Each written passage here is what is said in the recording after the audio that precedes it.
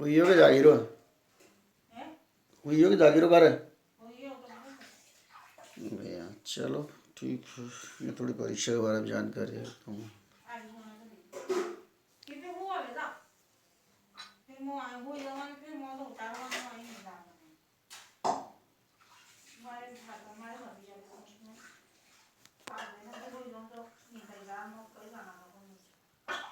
तो फ्रेंड्स, अभी अभी मिली है जानकारी हमको कि एमपीपीएससी ने अपने नोटिफिकेशन जारी कर दी है और परीक्षा आयोजित होने वाली है। तो मैं दिखाता हूँ आपको कि मुझे जो इन्फॉर्मेशन मिली है वो किस तरह की है। तो मैंने यहाँ पर खोल लिया है अपना पीडीएफ, जिसमें मैं नोटिफिकेशन आपको दिखाने वाला हूँ और साथ में वीडियो भी आपको दिखाने वाला हूँ। थोड़ा मैं इसको पॉज कर देता हूँ, लंबा बड़ा कर देता हूँ ताकि आपको दिखने में आसानी रहेगी। तो ये नोटिफिकेशन आप देख सकते हैं, मध्य प्रदेश लोक सेवा आयोग रेजिडेंशियल इंदौर। ऑनलाइन आवेदन करने की अंतिम तिथि 10/2/2021। ओके फ्रेंड्स, और इधर मैं डेट आपको दिखाता हूँ थोड़ी सी। थोड़ी इसको मैं स्मॉल कर देता हूँ ताकि आपको देखने में सुविधा रहेगी। ये देखिए, अब आपको पूरा विज्ञापन दिखेगा ऐसे। विज्ञापन क्रमांक 03/2020, दिनांक 28/12/2020। राज्य सेवा परीक्षा 2020, प्रारंभिक परीक्षा दिनांक 11/4/2021 रविवार। ये नोटिफिकेशन आपके सामने मैं दिखा रहा हूँ दोस्तों, देख लीजिए ताकि आपको पता चल जाए कि आप अगर परीक्षा में रुचि रखते हैं और परीक्षा देने की सोच रहे हैं। अब हो सकता है पहली बार अटेम्प्ट दे रहे हो या फिर भी अटेम्प्ट हुए हो, मुझे नहीं पता, लेकिन मैं तो कई बार अटेम्प्ट हुआ हूँ लेकिन क्लियर नहीं हुआ है। तो इस तरह से मैं हमेशा ही इसको ख्याल में रखता हूँ कि कब एमपीपीएससी का नोटिफिकेशन आए और एग्ज़ाम देने के लिए तैयारी करें। तो मैंने यहाँ पर नोटिफिकेशन, आजकल सुविधा ऐसी हो गई है कि हमारे डेस्क बार पे आ ही जाता है। तो पहले तो मैं रेडियो पे सुनता था तो आ जाता था, लेकिन आजकल मैं मोबाइल पे मेरे नोटिफिकेशन आ जाता है तो मुझे पता चल जाता है। आपके पास भी आ ही जाता होगा लगभग लगभग। तो ये नोटिफिकेशन हमारे पास आया था। तो परीक्षा रणनीति हमने तैयारी करने के लिए पूरी ज़ोर शोर से तैयारी की, शुरुआत करने की कोशिश करी है। तो आप भी अगर हमारे साथ जुड़े रहेंगे तो आप भी तैयारी करने में सहायक होंगे। हम सब मिल कर के तैयारी करेंगे तो और ज़्यादा इजी हो जाएगा इस बार क्लियर करने के लिए। क्लियर ना भी हो तो क्या हुआ, परीक्षा तो देनी ही एग्ज़ाम। तो आप भी इसमें प्रॉपर तरीके से अप्लाई कर दीजिए और साथ में मिलकर के तैयारी करने की कोशिश कीजिए। तो ये एग्ज़ाम प्रश्न पत्र प्रथम और द्वितीय, सामान्य अध्ययन, सामान्य अभिरुचि परीक्षा, 2 प्रश्न पत्र होंगे। ये आपको पता ही होगा। इसके बारे में कभी डिस्कस करेंगे कि ये कैसे आज से 5 साल पहले या 10 साल पहले किस तरह के प्रथम प्रश्न पत्र होता था और द्वितीय प्रश्न पत्र होता था ऑप्शनल। उसके बारे में अभी चर्चा नहीं करूँगा। अभी मैं सिर्फ आपको विज्ञापन के बारे में चर्चा करके बताना चाहता हूँ कि आप भी जल्दी से आवेदन डाल दें और परीक्षा की तैयारी में जुट जाए। 10 बजे से दोपहर 12 बजे तक पहली पारी में एग्ज़ाम होगी और अपराह्न 2:15 से 4:15 तक सेकंड पारी में आपको एग्ज़ाम होगी। तो ये सेंटर आपके डिस्ट्रिक्ट लेवल पर होंगे, ये आपको पता ही होगा अगर आपने पहले अटेम्प्ट दिया होगा तो। अदरवाइज़ नहीं दिया है, नए छात्र हैं और नए स्टूडेंट हैं, नए एग्ज़ाम देने वाले हैं, तो आपको बता दूं कि ये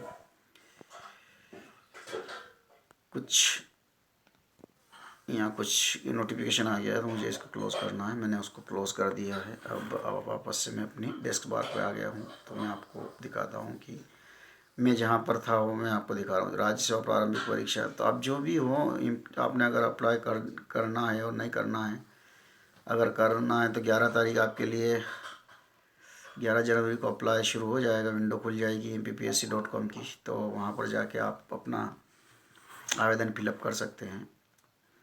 अभी आप यदि छात्र हैं, अभी पढ़ रहे हैं, ग्रेजुएशन कर रहे हैं या फिर इंटर ग्रेजुएशन कर रहे हैं, तो भी आप आवेदन तो कर ही सकते हैं प्री टेस्ट के लिए। और यदि आप इंटरेस्ट रखते हैं और क्वालिफाई होते हैं तो अलग बात है, लेकिन आप इंटरेस्ट तो दे ही सकते हैं कम से कम प्री टेस्ट का। ये अच्छा बेनिफिट है इसमें कि आप दे सकते हैं एग्ज़ाम। और अगर आप पोस्ट ग्रेजुएट हैं तो फिर तो आप पूरी तरह से प्रॉपर तैयार हैं कि आप दे सकते हैं। तो 2020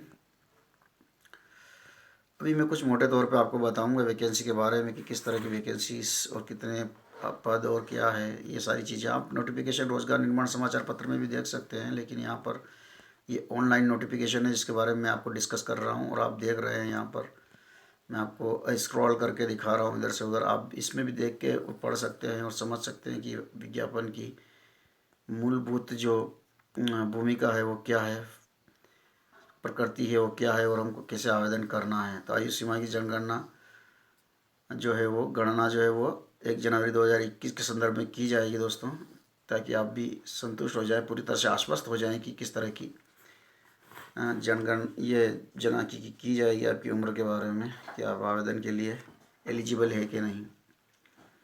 और सारे डॉक्यूमेंट्स तो आपको पता ही है कि उसका वेरिफिकेशन होगा, फिर बाद में जब आप एग्ज़ाम क्लियर कर लेंगे उसके बाद वो लंबी प्रक्रिया है, लेकिन अभी जो प्रक्रिया है वो आपके सामने इस प्रकार की है। तो ये प्रारंभिक परीक्षा 2020 के लिए ऑनलाइन आवेदन दिनांक 11/1/21 को दोपहर 12 बजे। देखो मैंने नोटिफिकेशन पहले सुना था, गूगल के क्रोम ब्राउज़र पे आया था, लेकिन अब उसमें कोई पत्रिका वाले थे उन्होंने छापा था, लेकिन अभी जो सामने आ गया है कि 11/1 को आपका जो आवेदन करने का टाइम है वो आ जाएगा 12 बजे। उसके बाद आप आवेदन कर सकते हैं 10/2 तक, रात्रि 12 बजे तक।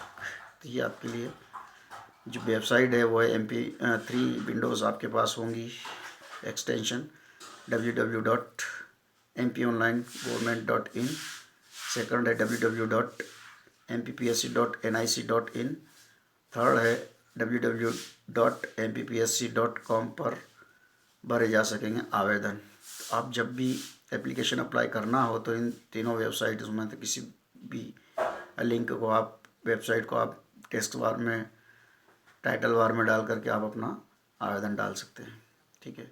या फिर किसी कियोस्क के माध्यम से भी आप आवेदन कर सकते हैं, या फिर आप सेल्फ डिपेंड आवेदन करना चाहते हैं तो आप कर सकते हैं। डोंट वरी, जैसा भी आपको उचित लगे आप कर सकते हैं। तो ये 15/1/21 से 12/2/21 तक ऑनलाइन किया जा सकेगा। ये नहीं कि त्रुटि का जो सुधार हो जाता है जब हम कभी कोई त्रुटि कर जाते हैं आवेदन में, या फिर कुछ इस तरह की, तो या कोई उम्र में मिस्टेक कर जाते हैं, या फिर कोई हमारा एड्रेस गलत हो जाता है, या फिर कोई रोल नंबर गलत हो जाते हैं, या फिर कोई डॉक्यूमेंट की एंट्री गलत हो जाती है, तो उसमें जो आपकी त्रुटि सुधार का शुल्क है वो 50 रुपये दे करके आप कार्य दिवस में 15/1 से लेकर के 12/2 तक 50 रुपये की अतिरिक्त शुल्क जमा करके कर सकते हैं, या फिर अपने डेबिट या क्रेडिट कार्ड से कटा के भी कर सकते होंगे शायद, इसका मुझे आइडिया नहीं है। लेकिन कियोस्क दिया हुआ है तो कियोस्क का ख्याल दिमाग में रख सकते हैं कि कियोस्क की सेवाओं का उपयोग कर सकते हैं, क्योंकि उनको ज़्यादा जानकारी होती है, वो पहले से कई दिनों से आवेदन कर रहे होते हैं। तो हमारे यहाँ पास में ही एक दुआ टेलीकॉम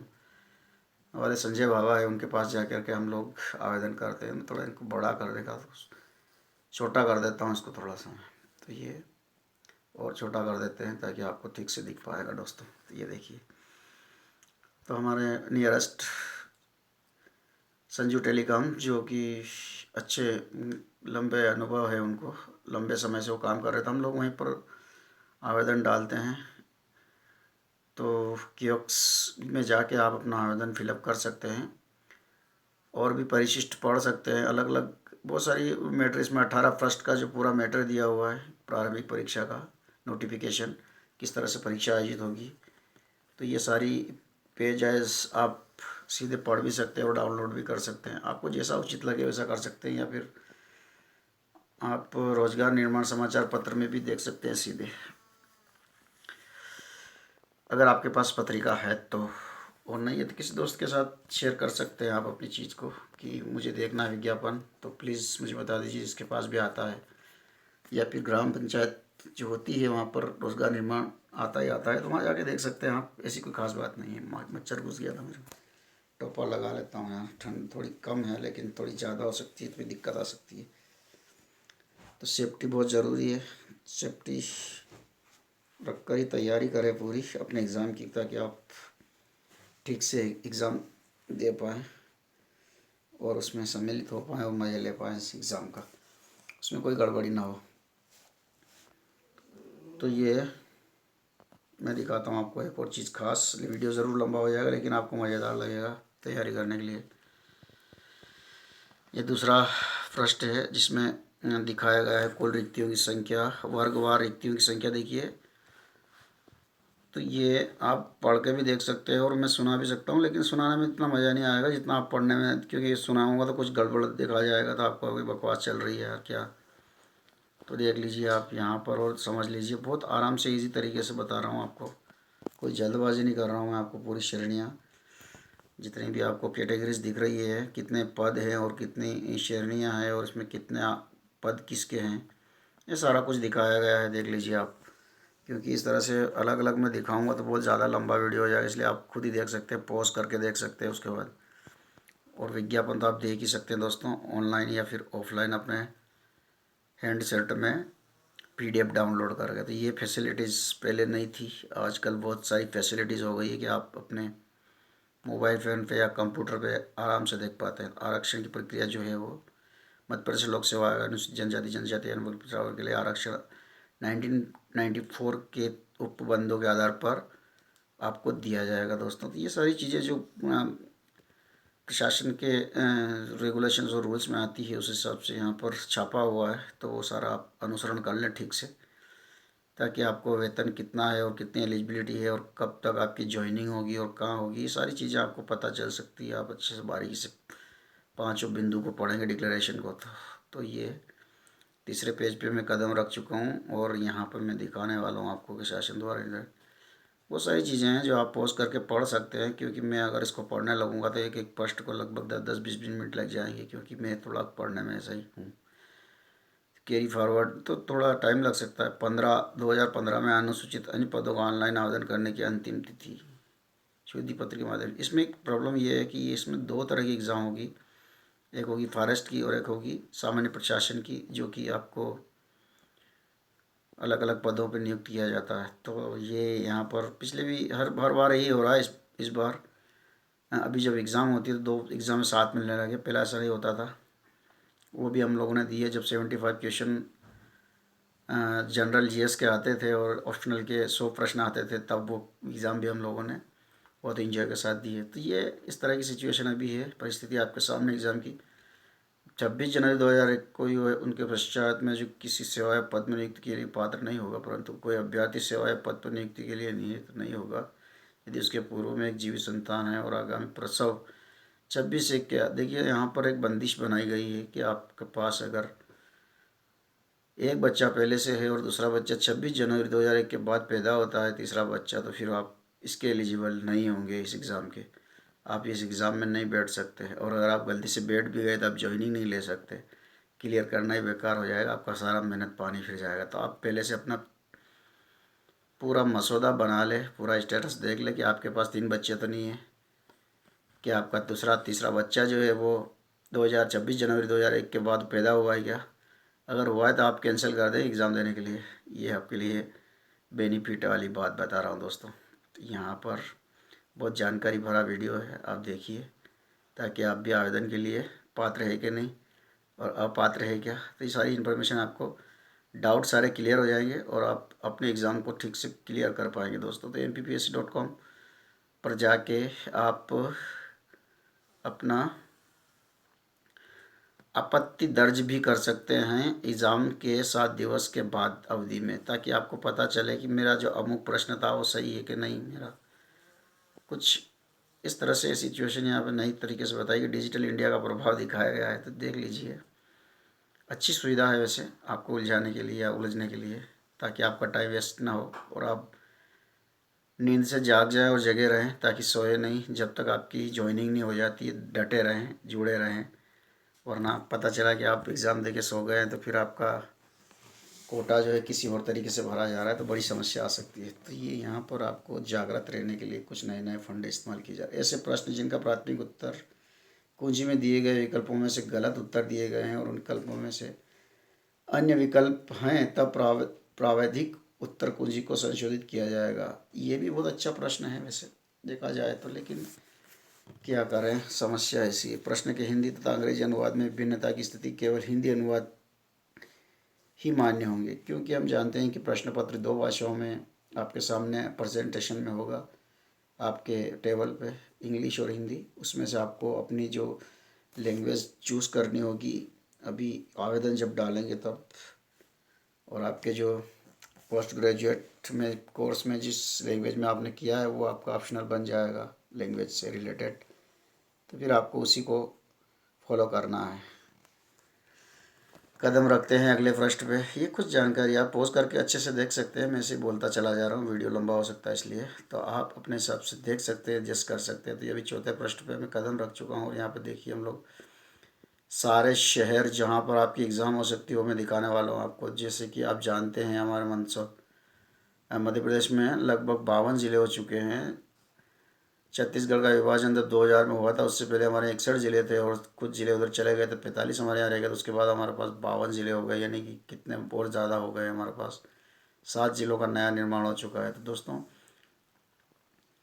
जब बंटवारा हुआ था छत्तीसगढ़ का अलग, उस टाइम पर जो 45 सेंटर थे और आज की तुलना आज हमारे पास 52 सेंटर है। तो इतना सारा सेंटरों की संख्या बढ़ चुकी है। तो यहाँ पर मैं दिखा रहा हूँ, आपको पॉज करके और अच्छे से देख लीजिए ताकि आपको भी पता चलेगा कि मेरा सेंटर कहाँ है, आपका सेंटर कहाँ है और आप कितना आरामदायक महसूस कर रहे हैं एग्ज़ाम की टाइम। शहर केंद्र आवंटित, मुझे थोड़ा करीब से देखना पड़ रहा है क्योंकि मैं देख नहीं पा रहा हूँ।